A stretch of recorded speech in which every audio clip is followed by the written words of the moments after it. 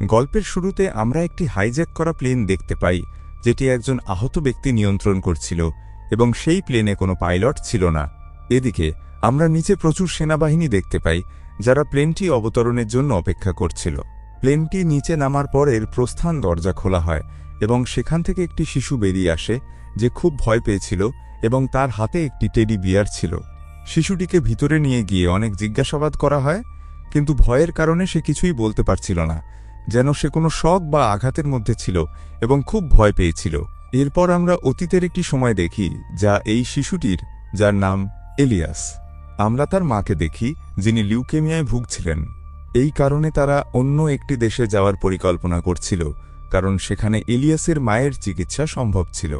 এলিয়াস তার জিনিসপত্র নিয়ে আগেই এয়ারপোর্টের উদ্দেশ্যে রওনা দেয়, যাতে সে দ্রুত তার জিনিসপত্র চেক করতে পারে। এদিকে তার মা কিছুক্ষণ পরে ওষুধ নিয়ে এয়ারপোর্টে পৌঁছাল। এখানে তাদের চেকিং হয়।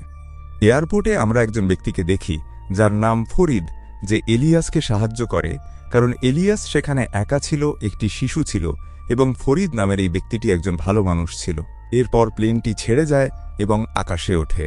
এখানে আমরা এলিয়াসের মাকে খুব উদাস দেখতে পাই, কারণ তিনি তার অতীতের কথা মনে করছিলেন। তিনি এলিয়াসের পিতার, অর্থাৎ তার স্বামীর সঙ্গে খুব সুখে জীবনযাপন করতেন। তারা খুব ভালো জীবন কাটাচ্ছিল।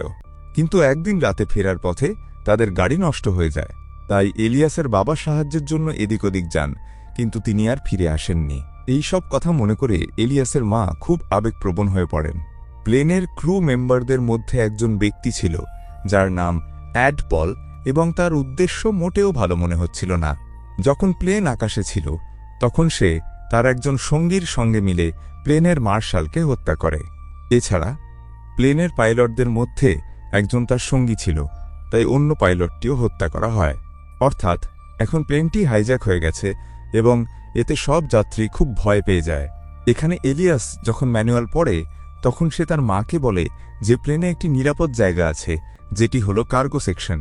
সে যখন তার মাকে এই কথা বলে, তিনি তাকে যেতে বারণ করেন, কিন্তু ভয়ের কারণে সে সেখানে যেতে শুরু করে।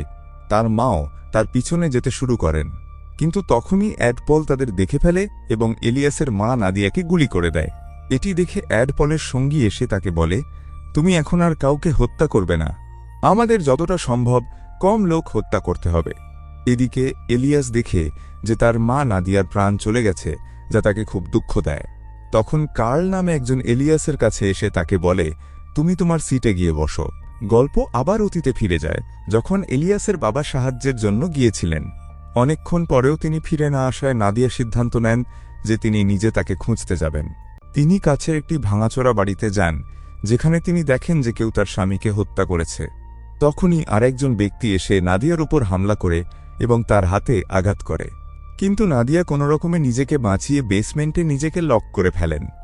যে ব্যক্তি নাদিয়ার উপর হামলা করেছিল সে আসলে একজন ভ্যাম্পায়ার, কিন্তু সেই ভ্যাম্পায়ার তাকে হত্যা করতে বাড়ির বাইরে আসে। তবে তখনই সূর্য উঠে যায়, যার ফলে ভ্যাম্পায়ারের শরীর পুড়ে যায়, কারণ ভ্যাম্পায়ার সূর্যের আলো সহ্য করতে পারে না। এই কারণে তার মৃত্যু হয়। নাদিয়া তার ছেলেকে বাড়িতে নিয়ে আসেন এবং দেখেন যে তিনিও সংক্রমিত হচ্ছেন, কিন্তু তিনি তার ছেলের উপর হামলা করতে পারেন না, কারণ তিনি তখনও পুরোপুরি সচেতন ছিলেন। এরপর তিনি সেই বাড়িতে ফিরে যান যেখানে ভ্যাম্পায়ার তার উপর হামলা করেছিল। সেখানে তিনি একজন বৃদ্ধের সঙ্গে দেখা করেন, যিনি তার উপর বন্দুক তাক করেন এবং বলেন, একটি খুব বিপজ্জনক সংক্রমণ আছে যা মানুষকে পশুতে পরিণত করে। আমিও সংক্রমিত, কিন্তু একটি বিশেষ ওষুধের মাধ্যমে আমি নিজেকে নিয়ন্ত্রণে রেখেছি। আমার ছেলে নিয়ন্ত্রণে ছিল না এবং তুমি তাকে হত্যা করেছ। এখন আমি তোমাকে হত্যা করব। কিন্তু তার আগেই নাদিয়া তার উপর হামলা করে তাকে হত্যা করেন এবং তার ওষুধ নিয়ে সেখান থেকে চলে যান। এই ওষুধই নাদিয়া বারবার নিজেকে নিয়ন্ত্রণে রাখার জন্য ব্যবহার করছিলেন। গল্প আবার সেই জায়গায় ফিরে আসে যেখানে নাদিয়াকে গুলি করা হয়েছিল। যেহেতু তিনি একজন ভ্যাম্পায়ার ছিলেন, তিনি আবার উঠে দাঁড়ান। এখন তার ভ্যাম্পায়ার শক্তিগুলো তার উপর প্রভাব ফেলতে শুরু করে এবং তিনি কার্গো সেকশনে চলে যান। এদিকে আমরা হাইজ্যাকারদের দেখি, যারা একটি বার্তা রেকর্ড করে বলে যে প্লেনের সব যাত্রীকে তারা বোমা দিয়ে উড়িয়ে দেবে। তারা এটি করছে কারণ তারা ইউরোপের একটি নাস্তিক গোষ্ঠীর থেকে প্রতিশোধ নিতে চায়। তাদের পরবর্তী পৃষ্ঠাটি আরবিতে ছিল, তাই ফরিদকে সেটি পড়তে বলা হয়। কিন্তু ফরিদ ইচ্ছাকৃতভাবে ভুল পড়ে এবং বলে যে তাদের এখানে জোর করে রেকর্ড করানো হচ্ছে এবং তাদের হাইজ্যাক করা হয়েছে। কিন্তু কার্লোস তার চালাকি বুঝে যায় এবং তাকে বন্দুক দেখিয়ে বলে, তোমাকে সবকিছু ঠিক করতে হবে। এদিকে কার্গো সেকশনে আমরা দেখি যে দুজন হাইজ্যাকার আসে। তারা এখানে প্যারাশুট নিতে এসেছিল, কারণ তাদের পরিকল্পনা ছিল প্যারাশুট নিয়ে লাফ দেওয়া এবং পরে প্লেনটি উড়িয়ে দেওয়া। তারা প্লেনে কিছু বোমা লাগিয়েছিল যা রিমোট দিয়ে বিস্ফোরণ করা যায়। কিন্তু এখানে নাদিয়া ছিল, যিনি একজন হাইজ্যাকারকে হত্যা করে সেখান থেকে পালিয়ে যান, কারণ তিনি এখন একজন ভ্যাম্পায়ারে পরিণত হতে শুরু করেছিলেন। নাদিয়া উপরে আসেন, যেখানে সব যাত্রী রয়েছে। এই সময় কোনো হাইজ্যাকার সেখানে ছিল না, কারণ তারা সবাই কার্গো সেকশনে গিয়েছিল প্লেন থেকে লাফ দেওয়ার জন্য। নাদিয়া সব যাত্রীকে জিজ্ঞাসা করেন, কেউ কি প্লেন চালাতে জানে? এখানে একজন এরোনটিক্যাল ইঞ্জিনিয়ারিংয়ের ছাত্র বলে, আমি প্লেন চালাতে পারি। নাদিয়া তাকে ককপিটে নিয়ে যান এবং প্লেনটি অটো পাইলটে রাখা হয়। ফরিদ সবাইকে জানায় যে এই প্লেনটি নিউ ইয়র্কে ক্র্যাশ করানোর পরিকল্পনা রয়েছে, কারণ সে এটি তাদের স্ক্রিপ্টে পড়েছে। নিচে গিয়ে হাইজ্যাকাররা দেখে যে তাদের একজন সঙ্গীর মৃত্যু হয়েছে। নাদিয়া এটি এমনভাবে দেখিয়েছিল যেন কুকুর তাকে হত্যা করেছে, কারণ সেখানে কুকুরও ছিল। কিন্তু তখনই অ্যাডবল নাদিয়ার ওষুধ দেখতে পায় এবং তার সন্দেহ হয়। তিনি নাদিয়ার রক্তের চিহ্ন অনুসরণ করে আবার উপরের সেকশনে চলে আসেন, যেখানে সব যাত্রী রয়েছে। তারা দেখে যে ককপিটের দরজা বন্ধ, তাই তারা একটি শিশুকে জিম্মি করে দরজা খোলার জন্য বলে, যদি তুমি দরজা না খোলো তাহলে আমরা এই শিশুকে হত্যা করব। নাদিয়া, যিনি এখন একজন ভ্যাম্পায়ারে পরিণত হচ্ছেন, শিশুটির প্রাণ বাঁচাতে ককপিটের দরজা খুলে হাইজ্যাকারের উপর হামলা করে তাকে হত্যা করেন। এটি দেখে বাকি হাইজ্যাকাররা খুব ভয় পেয়ে যায় এবং তারা অন্য কম্পার্টমেন্টে পালিয়ে যায়। তারা বুঝতে পারে না যে এটি কি এবং কিভাবে এটি তাদের সঙ্গীদের হত্যা করল। অ্যাডবল নাদিয়ার ডায়েরি পায়, যা পরে সে বুঝতে পারে যে নাদিয়া একজন ভ্যাম্পায়ার। যদিও তার সঙ্গীরা এই কথায় বিশ্বাস করে না, কারণ সে একজন সুস্থ মানুষ ছিল। নাদিয়া, যিনি এখন পুরোপুরি ভ্যাম্পায়ারে পরিণত হয়েছেন, ওয়াশরুমে গিয়ে নিজেকে আরেকটি ইঞ্জেকশন দেন, যার ফলে তার রাগ কিছুটা কমে। এদিকে সব হাইজ্যাকার নাদিয়াকে হত্যা করতে চায়, তাই তারা একসঙ্গে ককপিটের দিকে এগিয়ে যায়। অ্যাডপল, যিনি জানেন যে নাদিয়া একজন ভ্যাম্পায়ার, একটি বিশেষ টর্চ নিয়ে আসেন যা ভ্যাম্পায়ার সহ্য করতে পারে না। তিনি সেই টর্চের আলো নাদিয়ার উপর ফেলেন, যার ফলে তিনি কষ্ট পেতে শুরু করেন। এই সুযোগে তিনি নাদিয়ার শরীর থেকে কিছু রক্ত নিয়ে নেন। তিনি একটি লাঠি দিয়ে তাকে হত্যা করতে যাচ্ছিলেন, কিন্তু তখনই নাদিয়ার ছেলে এলিয়াস এসে পড়ে। সে তার মাকে বাঁচাতে অ্যাডপলের উপর গুলি চালায়, কিন্তু তার নিশানা ভুল হয় এবং প্লেনের জানালা ভেঙে যায়। এতে বাতাস ভিতরে আসতে শুরু করে এবং সবাই শ্বাস নিতে সমস্যায় পড়ে, ফলে প্লেনটিকে নিচু উচ্চতায় নামাতে হয়। কিন্তু এখন ককপিটে যে অ্যারোনটিক্যাল ইঞ্জিনিয়ার পাইলট ছিল, সে অক্সিজেনের অভাবে অজ্ঞান হয়ে যায়। তখন নাদিয়া বন্দুক নিয়ে আসেন এবং অ্যাডপলের কাঁধে গুলি করেন। তিনি নিজের প্রাণ বাঁচাতে কার্গো সেকশনে চলে যান, যেখানে একটি বুলেটপ্রুফ গাড়ি ছিল। তিনি সেখানে ঢুকে পড়েন। নাদিয়া এসে তাকে অনেক গুলি করেন, কিন্তু গুলিগুলো গাড়ির উপর কোনো প্রভাব ফেলে না। তবে অ্যাডপল বুঝতে পারেন যে তাকে আর কেউ বাঁচাতে পারবে না, তাই তিনি নাদিয়ার শরীর থেকে নেওয়া রক্ত নিজের শরীরে ইনজেক্ট করে নেন, অর্থাৎ তিনিও একজন ভ্যাম্পায়ারে পরিণত হন।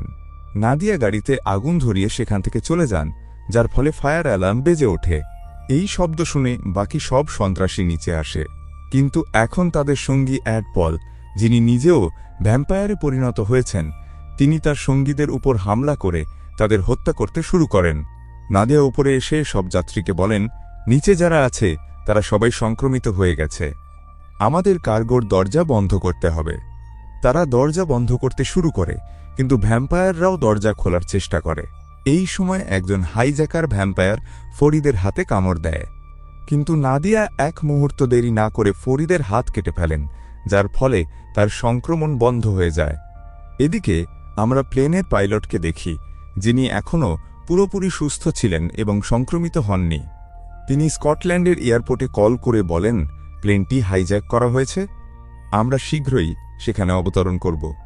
এরপর তিনি প্লেনটি অটো পাইলটে রেখে স্কটল্যান্ডের স্থানাঙ্ক দিয়ে দেন, যাতে প্লেনটি নিজে থেকেই সেখানে অবতরণ করে।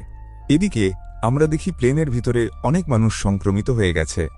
যারা এখনও সুস্থ ছিল তারা বুঝতে পারে যে যদি এই লোকেরা প্লেন থেকে বাইরে যায় তাহলে তারা পুরো পৃথিবীকে সংক্রমিত করে দেবে, তাই তাদের এখানেই হত্যা করতে হবে। হাইজ্যাকাররা প্লেনে যে বোমা লাগিয়েছিল তার রিমোট একজন হাইজ্যাকারের কাছে ছিল, যিনি কার্গো সেকশনে ছিলেন এবং নাদিয়া তাকে হত্যা করেছিলেন। কার্গো থেকে অ্যাকশন পর্যন্ত যাওয়ার পথটি খুব ছোট ছিল, যেখান দিয়ে শুধু একটি শিশু যেতে পারত। এলিয়াস বলে, আমি যাব। যদিও তার মা তাকে বারণ করেন, কিন্তু তাদের আর কোনো উপায় ছিল না। তাই এলিয়াস সেখানে যেতে শুরু করে। তাদের কাছে একটি অতিবেগুনি টর্চ ছিল, যা দিয়ে সে নিজেকে ভ্যাম্পায়ারদের থেকে নিরাপদ রাখতে পারে। এলিয়াস সেই ব্যক্তির কাছে পৌঁছে যায় যার কাছে রিমোট ছিল। সে রিমোটটি নিয়ে নেয়, কিন্তু তখনই অ্যাড পল তাকে দেখে ফেলে এবং তার উপর হামলা করতে এগিয়ে আসে। ক্যামেরায় এলিয়াসের মা এই সব দেখছিলেন, যার ফলে তিনি খুব ক্রুদ্ধ হয়ে যান এবং পাইলটকেও হত্যা করেন, কারণ তিনি জানতেন যে এই পাইলটও তাদের সঙ্গে জড়িত। এছাড়া তাকে তার শক্তি বাড়ানোর জন্য রক্তের প্রয়োজন ছিল। তিনি সেই জায়গায় পৌঁছে যান যেখানে অ্যাড পল ছিল। তিনি অ্যাড পলের উপর হামলা করেন, কিন্তু তিনি তার থেকেও শক্তিশালী ছিলেন এবং তার উপর প্রভাব বিস্তার করেন। তখনই এলিয়াস ইমার্জেন্সি দরজা খুলে দেয়, যার ফলে সূর্যের আলো ভিতরে আসতে শুরু করে। ফরিদ, যিনি সিসিটিভি ক্যামেরায় এই সব দেখছিলেন, প্লেনটিকে অটোপাইলট মোড থেকে সরিয়ে একটু ঘুরিয়ে দেন, যার ফলে অ্যাড পলের ত্বক পুড়ে যায় এবং তিনি প্লেন থেকে পড়ে মারা যান। কিন্তু এখন নাদিয়া খুব বেশি আহত হয়ে গেছেন, তবে তিনি তার ছেলেকে সুস্থ দেখে খুব খুশি হন। এদিকে ফরিদ, যিনি ককপিটে ছিলেন, প্লেনটিকে আবার অটোপাইলটে রাখেন। এরপর প্লেনটি অবতরণ করে। এখান থেকেই ফিল্মের গল্প শুরু হয়েছিল, যেখানে কর্নেল ফরিদকে হাইজ্যাকার ভাবছিলেন। এলিয়াসও পুরো গল্প বলে দেয়, কিন্তু কেউ তার কথায় বিশ্বাস করে না, কারণ ভ্যাম্পায়ারের কথা কেউ বিশ্বাস করে না। তাই কর্নেল তার সৈন্যদের বলেন, তোমাদের সবাইকে ভিতরে যেতে হবে। তাদের শরীরে ক্যামেরা লাগানো ছিল। যখন সৈন্যরা ভিতরে যায়, তখন ভিতরে সবাই ভ্যাম্পায়ারে পরিণত হয়ে গেছে এবং তারা সৈন্যদের উপর হামলা করে। কর্নেল তাদের শরীরে লাগানো ক্যামেরার মাধ্যমে এই সব দেখেন। অর্থাৎ এলিয়াস যা বলছিল তা সব সত্যি। এখন ফরিদকেও সৈন্যরা উদ্ধার করে। এলিয়াস তার মাকে দেখতে প্লেনের দিকে ছুটে যায়, কিন্তু তার মা এখন পুরোপুরি ভ্যাম্পায়ারে পরিণত হয়ে গেছেন এবং তিনি আর কোনো ওষুধে স্বাভাবিক হতে পারবেন না। এটি দেখে এলিয়াস খুব দুঃখ পায়। তার কাছে এখনও সেই রিমোট ছিল, যা দিয়ে সে প্লেনটি বিস্ফোরণ করতে পারে। তাই সে প্লেনটি বিস্ফোরণ করে, যার ফলে সব ভ্যাম্পায়ার একসঙ্গে মারা যায়। এদিকে কর্নেল ফরিদকে মুক্ত করে দেন, কারণ তারা জানতে পেরেছিলেন যে ফরিদ কোনো সন্ত্রাসী বা ভ্যাম্পায়ার নয়। ফরিদ মুক্ত হওয়ার পর এলিয়াসের কাছে গিয়ে তাকে জড়িয়ে ধরেন এবং এখানেই সিনেমা শেষ হয়ে যায়। বন্ধুরা, আশা করি এই ভিডিওটি তোমাদের পছন্দ হয়েছে। এত সময় সিনেম্যাটিক ওয়ার্ল্ডে থাকার জন্য ধন্যবাদ। চ্যানেলটি সাবস্ক্রাইব করো, তাইলে পরবর্তী দুর্দান্ত ভিডিওতে আবার দেখা হবে ইনশাআল্লাহ।